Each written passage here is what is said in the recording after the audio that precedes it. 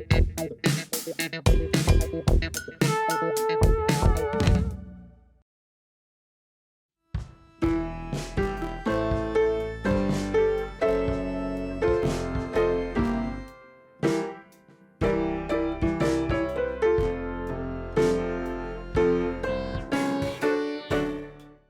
morning, everybody. My name is Rachael Heisler. I'm the controller for the city of Pittsburgh. I'm joined today by John Atkinson on my left, the president of the Paramedics Union, and Ralph Sikora on my right, the president of the Firefighters Union.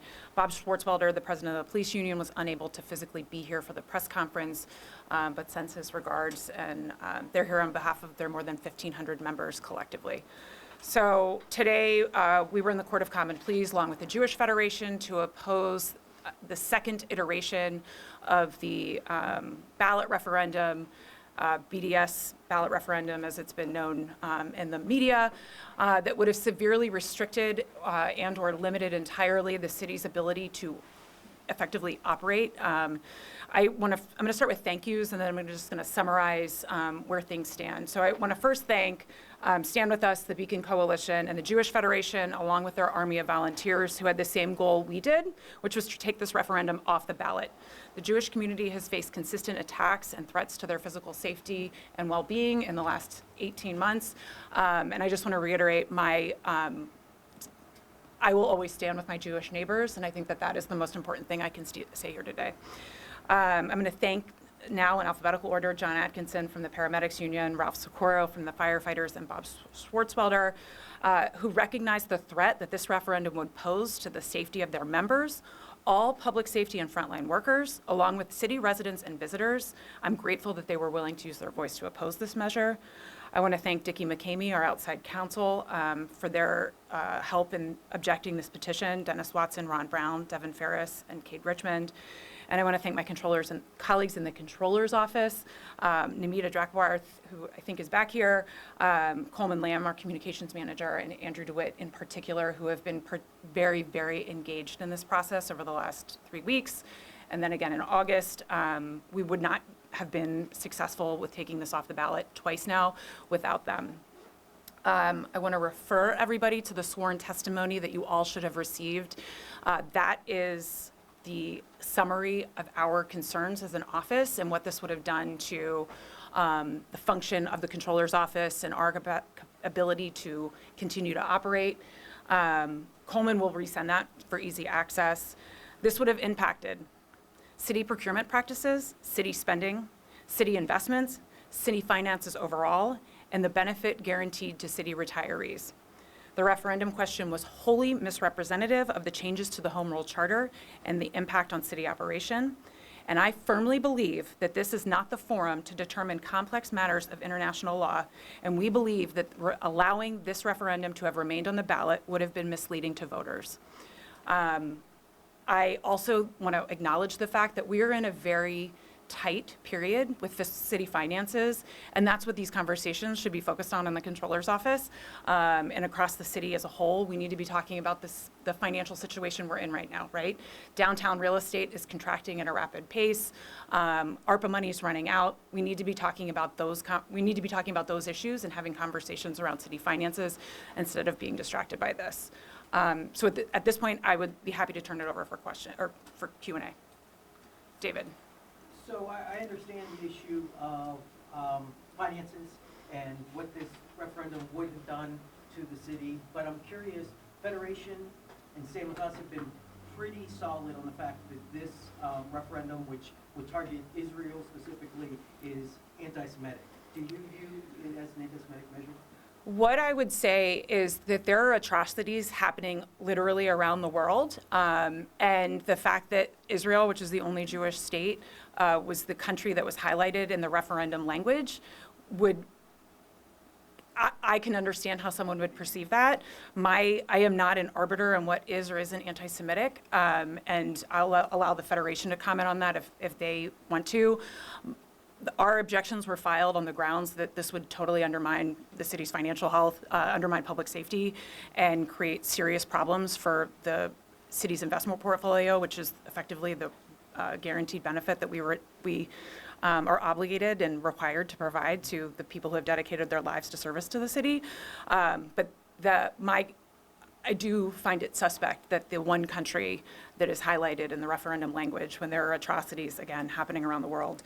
And the thing that everybody, if everybody reads through the affidavit, we talked about the Democratic Republic of Congo. Who has a smartphone in this room? I'm guessing everybody. Apple and Google were sued by the International Rescue Committee because the material that is in this phone and in every phone in this room was mined by child labor in the Democratic Republic of Congo. And lithium-ion batteries, which are in literally every device, they're in my car, they're probably in yours, and no one's talking about those issues. No one's talking about the Thai Uyghurs who were deported last week and sent to a concentration camp in China. So again, my goal is not to relitigate international law. That there are people who are elected to do that on our behalf, but it is concerning to me. Can you elaborate more on how this would have affected the operations of the city? Sure. So it would have prohibited the city from procuring products that come from companies that do business in China, for example. So I'll use, the city uses UPMC pharmacy for our drugs that are on fire trucks and firefighters. They're on ambulances with medics and EMTs. A lot of those drugs are manufactured in China, or they're owned by Chinese companies or Chinese subsidiaries. So we would have been forbidden from procuring those goods. Fire safety equipment is, the city of Pittsburgh actually uses a company that's based here. They sell fire safety equipment to every country around the globe, including Israel. Anything that it would be involved and deemed by the solicitor is tasked with the referendum in outlining how this should be handled, but any country could be accused of genocide, apartheid, manufacturing arms. I mean, the list is quite long, and we'll make sure you have a copy of the actual referendum. The city could be forbidden from doing business with. So when you think about it in a mechanical process, we have people who go out and you need nails, a public works employee. They go to Home Depot and they buy nails, or an order is sent, and we pay Home Depot back. Well, how do we know that the nails aren't sold to the Chinese government, or the owner of that company doesn't do business with the Chinese government? And because of the because of the duties imposed upon me by the Home Rule Charter, I am then personally liable if we acquire something, a product, a service, a technology that does business with one of those governments. I then become personally liable. So if we make a payment, I think we've spent $5 million at Mine Safety in the last couple years. If we no longer are allowed to do that and it's inadvertently paid, anybody can challenge that and sue me personally for making that payment. And my goal is to do what's best for city workers, the people who live here and the people who visit here, and it would have made my job literally impossible. And the other thing I will just flag is the impact on investments. The only part of city revenue the fastest growing part, of city revenue is our investment portfolio. And I'm not even talking about the pension fund, I'm talking about the money that has been invested. Traditionally, it's been between $3 and $5 million a year. Last year, it was $23 million. We had the American Rescue Plan money invested. That money, it would be sitting in cash somewhere. Because of the way investment funds work, hedge funds work, money markets work. Things operate around the globe, and investments are in every single country, and it would make it impossible to invest, period. Obviously, the implications on the Comprehensive Municipal Pension Trust Fund, which is the entity and the conduit to pay our retirees out, that would have been even more substantial because of the funds involved. We currently have about $1.2 billion in investment, and the pension fund is doing quite well and is very healthy, and I'm very proud of that. But our investment strategy would have been entirely curtailed. And the thing I would also flag for that is investment managers aren't going to cater so they can do business with us. They will just say, we're not doing business with you anymore, right? They're not going to say, okay, we'll make a fund so that the city of Pittsburgh can invest in only X deemed appropriate countries. The money will sit in cash. So am I understanding this correctly? Tell me if I'm wrong.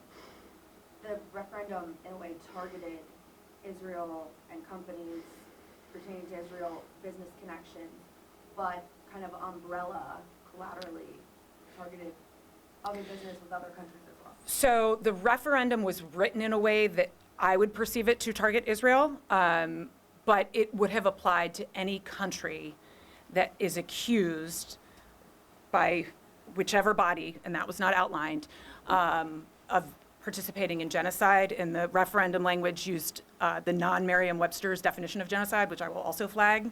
Merriam-Webster is generally speaking where we go to find out what something means. That is not what the definition that was provided in the referendum. But any government that's accused of genocide, apartheid, ethnic cleansing, and then the investment strategy was even more expansive, that companies that are involved in arms production, the city owns firearms. We own firearms. The city, we have a police department. We have, we own firearms ourselves. So I'm not obviously saying that that's not something something that should be considered or something that, but it's not a role that I think this office should have or that the city should be doing more broadly. I know you're not the solicitor's office, obviously, but it's been 2 election cycles, and there's been 2 attempts to get this referendum on the ballot.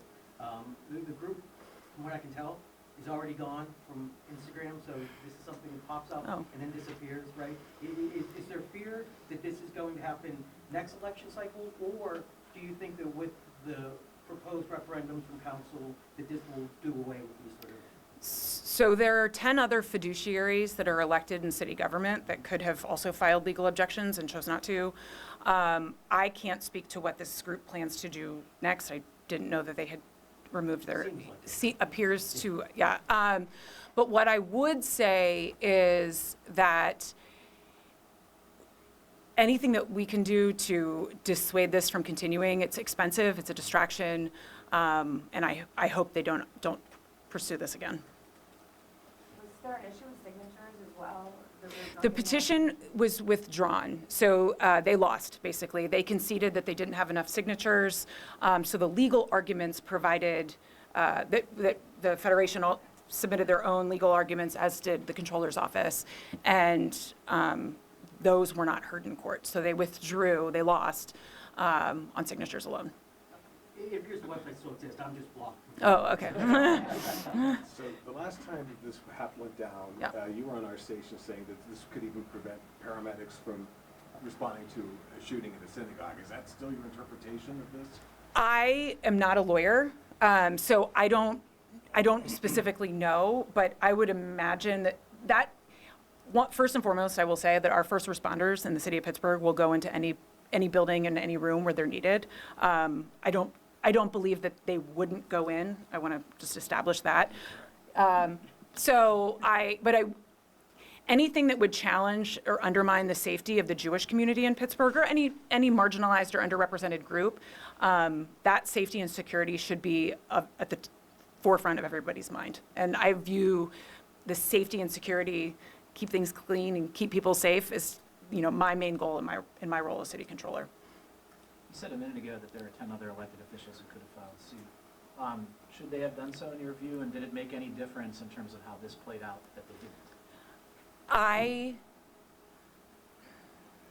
I find it regretful that others didn't file an objection, given how concerning this referendum is to me and to our office and to the stakeholders that we've interacted with in discussions about this.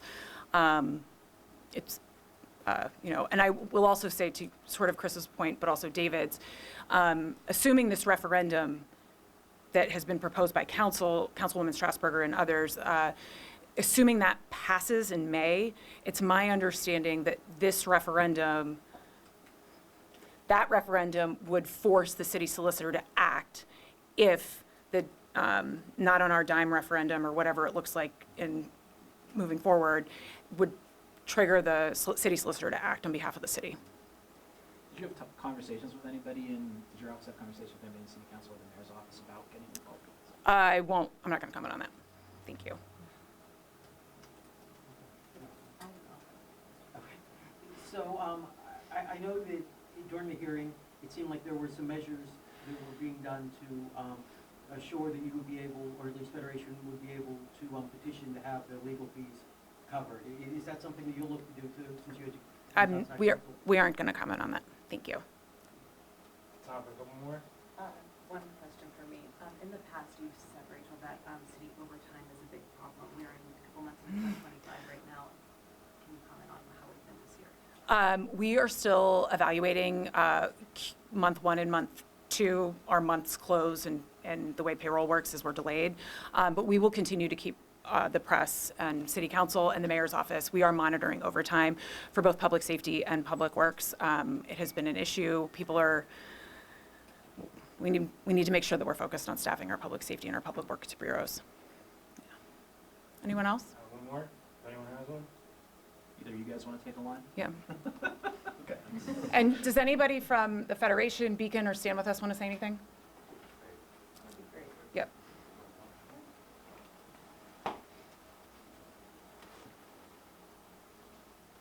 So Jeff Finkelstein from the Jewish Federation. Julie Paris from Stand With Us. So just a couple of things. I also want to thank our legal team, Carolyn McGee, Ron Hicks, and Brian Neff for their support through this process. I just would add on a little bit to what Rachel talked about. I don't understand why a group of people who live in the city of Pittsburgh would do things that would deliberately hurt the residents of Pittsburgh. That's what this referendum was going to do. It was going to make the city's ability to care for its residents even more difficult. And so shame on them for doing this and for bringing in issues with Israel and other countries into local politics. There was a question before about, is this anti-Semitic? The most widely accepted definition of anti-Semitism is called the IHRA definition, I-H-R-A. And in it, it gives examples of what would be deemed as being considered anti-Semitic. And one of those is when Israel is held to a different standard than any other country. I think we saw that in this case clearly. So that's why we, as a Jewish community, will always fight back against things that demonize the state of Israel. Do you want to add Thank something? you. I would just like to thank City Controller Rachael Heisler and also the union leaders from the paramedics, the police, and the firefighters for taking action on this illegal and anti-Semitic referendum. It means so much to our community. At a time when anti-Semitic incidents in our community are at an all-time high, we see things like this referendum only causing increased pain to our community. And when the Jewish community is in pain, we are all in pain. We are often seen as the canaries in the coal mine. When the Jewish community is attacked, the rest of the community comes next. And as Jeff mentioned, those who are proponents of this anti-Israel referendum make life more difficult for those of us looking to live here, to function in our daily lives, and have access to life-saving technology. So we want to build. We want to be part of this community, and we want to see it grow. And we really appreciate our partners, our friends, and our allies who are here with us today, who have stood by our side, and we ask that you continue to stand with us and to continue to listen to us as we see dramatic misinformation and propaganda being spread about the Jewish community and the state of Israel.